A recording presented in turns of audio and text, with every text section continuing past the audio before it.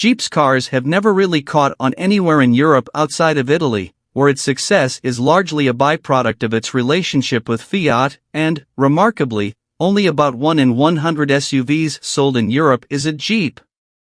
After many false dawns, then, here's the car Jeep's new owner Stellantis hopes will change that, the Jeep Avenger. It is the first Jeep designed and engineered for Europe in Europe, and it will also be built here. So European-centric is this Jeep, in fact, that it won't even be sold in the US.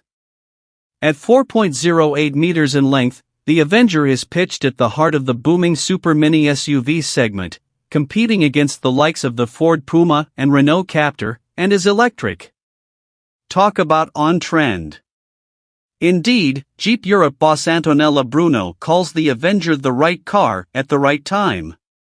Keenly priced it will be, too, with a target starting figure of £34,000 when it is launched in the UK next May, with a simplified range of trims and easy-to-add packs and color options to make the buying process as simple as possible. The Avenger will begin life as a front-wheel drive model with a 154 brake horsepower, 192 pounds-ft electric motor.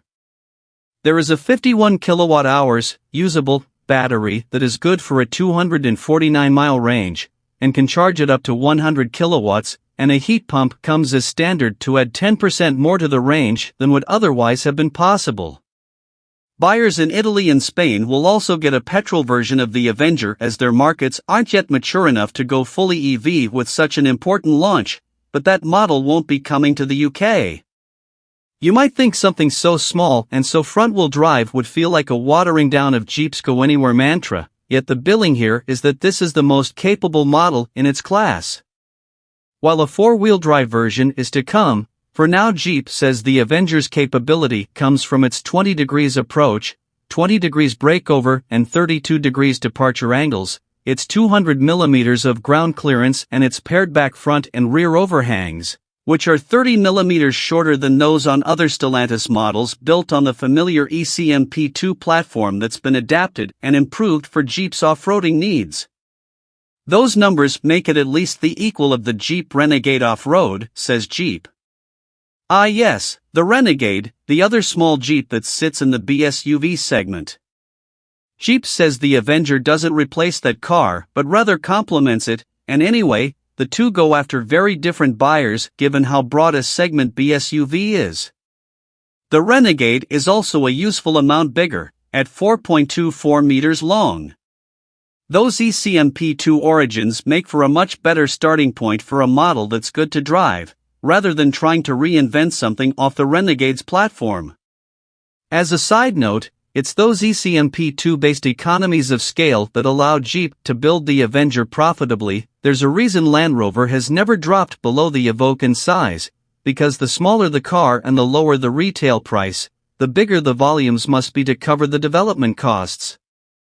Anyway, the Avenger's roots aren't the kind you need to hide, but it does have its own distinct character and touches inside, such as lots and lots of storage, 34 liters of which is in the front cabin alone. Admittedly, that's a somewhat meaningless number, even more so Jeep's tongue-in-cheek observation that this equates to 580 ping-pong balls, which is nothing compared with the 2,443 rubber ducks you can get in the back of the car with the rear seats folded. But the upshot is lots of convenient cubbyholes, the best of which is a useful tray, running 2/3 the width of the dashboard, that's great for glasses, keys, phones and the like. The Avenger gets a pair of 10.25 inches screens, one for the driver display and the other for infotainment that supports full Android Auto and Apple CarPlay wireless connectivity. A modified H-point allows for greater leg and headroom for rear passengers over other related models, says Jeep. It is claimed the Avenger can seat 5 adults, although it feels tight in the back. It's still only a tiddler, after all. From the outside, the Avenger looks like a robust and tough little thing.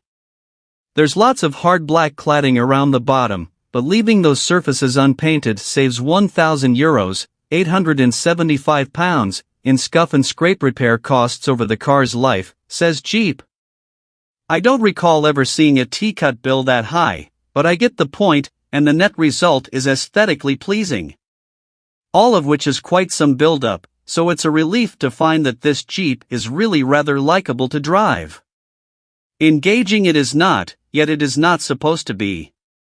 Instead, it is the kind of car thoughtfully designed and engineered to be useful and usable in real-world driving conditions, yet still with enough character not to make it just another identical small SUV. Its best feature is how compact it feels without being compromised for space inside. That boxy shape lets you know where all four corners are, and there's good visibility and a sensible width that makes it an easy car to place. It is also keen to turn in and holds a line in a corner with well-controlled body movements and good grip, although the steering is overly springy and artificial on initial inputs off the straight ahead. The Avenger rides well, though, even on some fairly scarred roads on our test route in the hills above Nice. It's a little on the firm side, in part a byproduct of the 18 inches alloys of our test car, yet never uncomfortable and still with an overall suppleness that leads you to think the engineers really took on board the whole "make it work in Europe" mantra. This car feels like it sits towards the more sophisticated end of the class. We didn't go off-road but did drive on one stretch of road that was missing half of its asphalt and had craters that looked like they'd been dug with an excavator. The Avenger swallowed it all up, making the point that it's as robust as it needs to be on anything you're ever likely to encounter in the real world. More real-world ticks come from the performance, which is plenty good enough and smoothly and briskly delivered, and the range, which looked to extend to around 217 miles based on our drive on a mixed roads test route. More Reagan in the B mode would be nice, and you're also likely to avoid the eco driving mode as it saps much of the power, and caps it at 81 brake horsepower unless you kick down.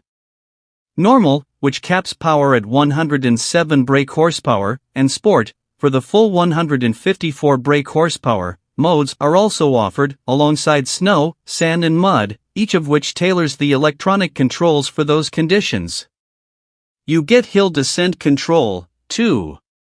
Never before has Jeep had such a competitive and on-trend product to sell in Europe, and you can see it doing very well indeed should the dealer network be able to scale up to the right size and quality needed to help deliver the car. The Avenger won't change the world, but it'll surely change Jeep's world.